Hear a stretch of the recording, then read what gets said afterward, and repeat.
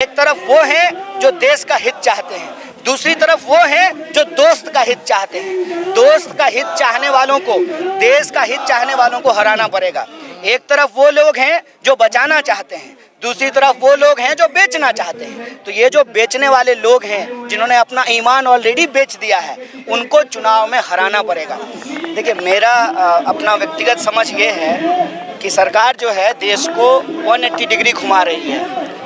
ये बात मैं इसलिए बोल रहा हूँ कि जब नेहरू जी देश के पहले प्रधानमंत्री बने तो उन्होंने टाटा से एयरलाइंस लिया और उसको राष्ट्रीय एयरलाइंस बनाया।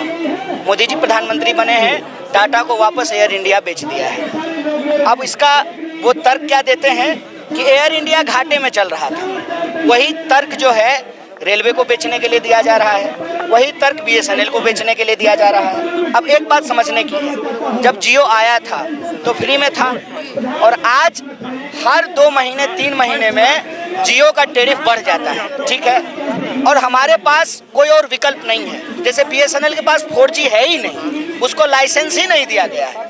BSNL पहले सबको लाइसेंस देती थी, अब BSNL के पास भी 4G का लाइसेंस नहीं है। मतलब कि राष्ट्रीय संपत्तियां जो हैं, जो सरकारी संस्थान हैं, उसको बेच दिया जाए। जो ही उसको बेच देंगे तो जो निजी संस्थान है उसकी मोनोपोली स्थापित हो जाएगी। फिर जनता मजबूर है, आप हम तमाम लोग वही चीज़ इस्तेमाल करने के लिए मजबूर हैं। जब राष्ट्रीय बैंक नहीं बचेंगे तो स्वाभाविक रूप से निजी बैंकों की मनमानी होगी।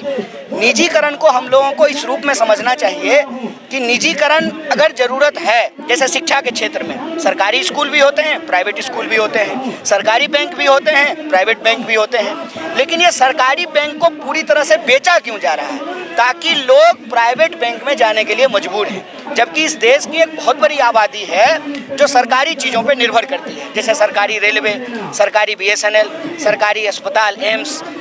उनके सामने ये विकल्प ही ना रहे, उनको मजबूरी में प्राइवेट बैंक में ही जाना पड़े।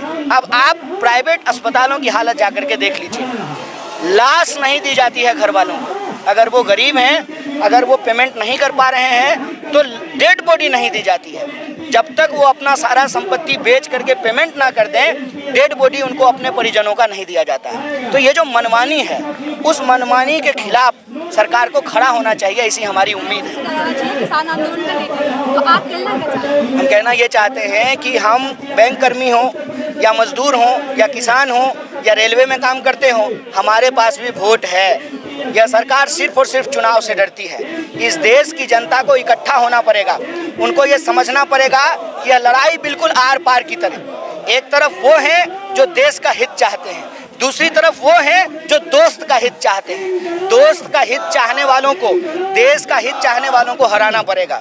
एक तरफ वो लोग हैं जो बचाना चाहते हैं, दूसरी तरफ वो लोग हैं जो बेचना चाहते हैं। तो ये जो बेचने वाले लोग हैं, जिन्होंने अपना ईमान ऑलरेडी बेच दिया है, उनको चुनाव में हराना पड़ेगा। कि क्या वो अपने सवालों पे वोट करेंगे या वो बीजेपी के मुद्दा पे वोट करेंगे। और मैं समझता हूं कि देश की जनता अपने मुद्दे पे वोट करेगी। बैंक कर्मचारी अपने मुद्दे पे वोट करेगा, किसान अपने मुद्दे पे वोट करेगा, मजदूर अपने मुद्दे पे वोट करेंगे, नौजवान अपने मुद्दे पे वोट करेंगे। कि भाई सालों तैयारी करते हैं, एग्जाम देने जाते हैं, प्रश्न पत्र लीक हो जाता है और परीक्षा में आज इतनी धांधली हो रही है। कोई ITI करके बैठा हुआ है, कोई इंजीनियरिंग करके बैठा हुआ है, कोई UPSC की तैयारी कर रहा है, नौकरी ही नहीं मिल रही है। और नौकरी मिल रही है तो जीवन में बाकी कुछ नहीं हो रहा है। तो ये जो स्थिति है, उसमें लोगों को अपने निजी जीवन में झांकना पड़ेगा। सरकार के नारे को नहीं देखना होगा, उनके निजी जीवन में क्या हुआ है। बोला अच्छे दिन आ गए, किसका अच्छा दिन आया है? अंबानी और अडानी में कंपटीशन चल रहा है कि एशिया का सबसे बड़ा आदमी कौन है। सरकार आंकड़ा दे रही है कि हम लगातार गरीब होते जा रहे हैं, हंगर इंडेक्स में हम लगातार पिछड़ते जा रहे हैं। तो ये हकीकत है, हमको अपने जीवन में झांकना पड़ेगा। और हमारा जो मुद्दा है, इस देश के आम जनता का जो मुद्दा है, रोजी रोटी, कपड़ा, मकान, शिक्षा, स्वास्थ्य, सड़क, बिजली, पानी, उस पर मतदान करना पड़ेगा। और सरकार को ये सिखाना पड़ेगा कि हमने आपको उम्मीद से वोट दिया था, आपने हमारे उम्मीद पे वो को पूरा नहीं किया, इसलिए हम आपको कान पकड़ के गद्दी से हटा रहे हैं।